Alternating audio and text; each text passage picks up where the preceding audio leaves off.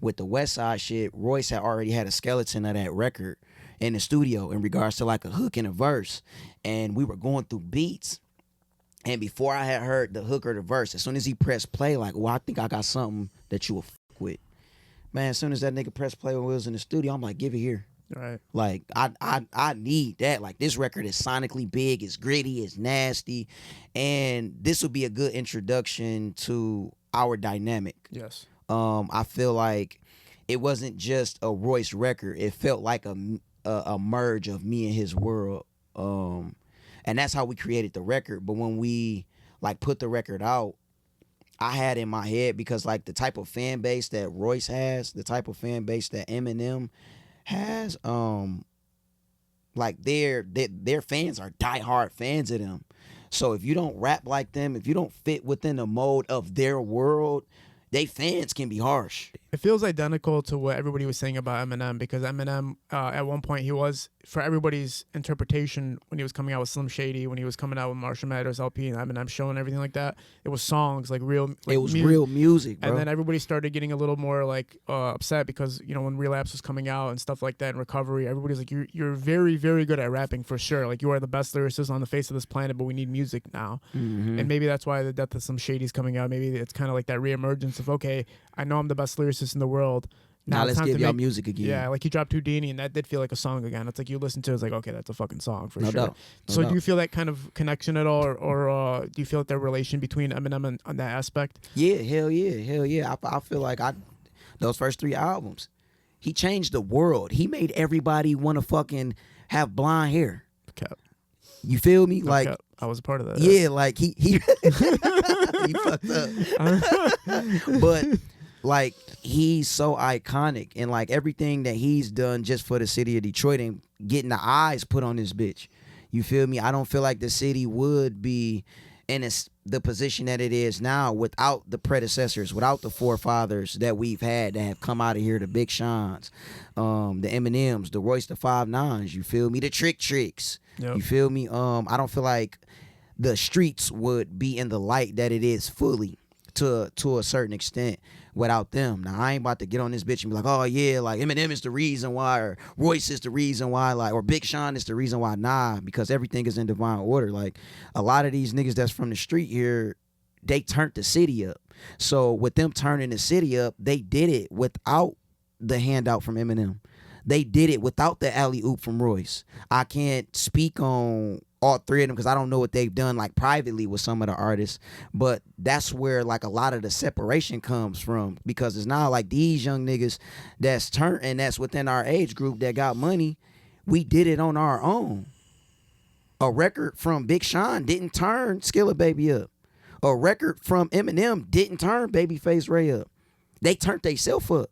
So I feel like being in between both of these worlds, I'm able to have like so many different perspectives on how music is created coming from this bitch. You feel me? So I just feel like with where I am now, I resonate with Eminem because I have a high level of lyrical ability.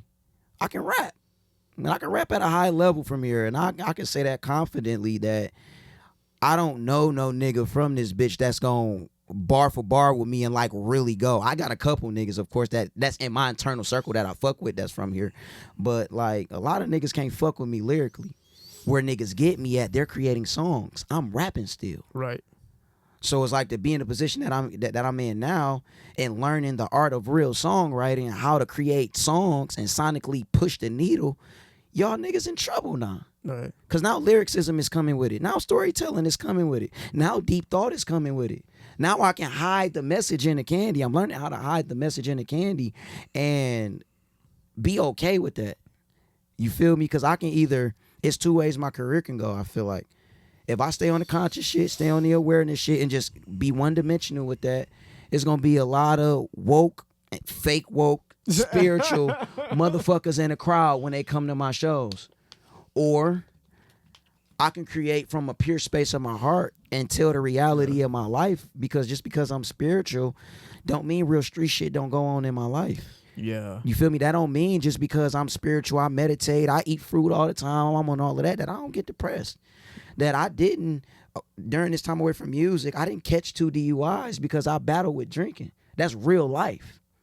You feel me? So it's like it's being able to articulate that in these moments and turn this shit into music now. Yeah. You feel me? Actually rap about it, because that shit that people are going to resonate, because that's everyday life shit. But it's about how I do it. I can get on there, get a depressive beat, or have my producer cook up some shit, and I just rap about, woe is me, I've been sober, and da-da-da-da-da. Like, that shit is cool. But when I can get into a space and give you a Kendrick swimming pools Right. about my battling with drinking, and everybody is singing a song, I win.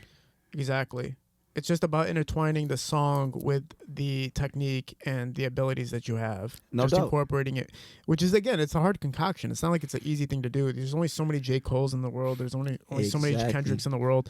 For a fucking reason, they figured out how to intertwine the two. And take that shit to a massive level. And I know, without a doubt, that a nigga got the ability to be able to take it to that level. Yeah, and the crazy thing is, when you look at, if I just look at social media and YouTube and stuff, you had Motion drop, right? Yeah, everybody's going crazy, and then you got you're on the radar freestyles. You got your freestyles where you're just one micing it, and when you drop those, it's like, okay, we can see both worlds.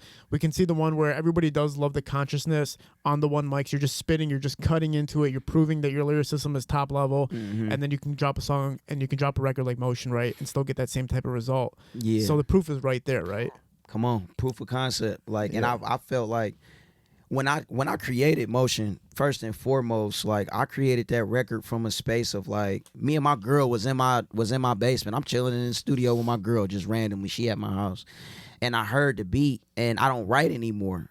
I write from time to time. Like, a lot of the shit on my album I wrote, but like, I've been creating freely lately. Whatever is on my heart, I'll articulate it, and if I can say something harder, then I'll come back in and attack it and write lines out. But when I created Motion, I didn't write nothing. Like, it just came out freely. And I sat on the first verse for probably like 2 weeks.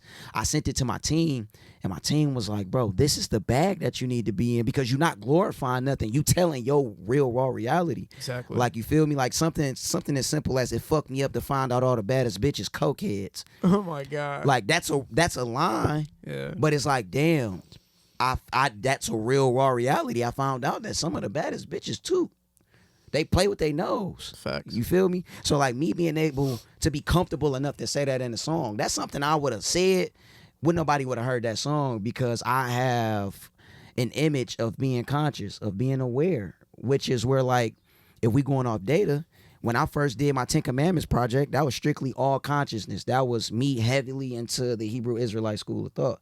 When I transitioned and we got the label deal and we did Poverty Stricken, when I dropped my song Ice, I had everybody looking at me crazy like, this ain't what we want from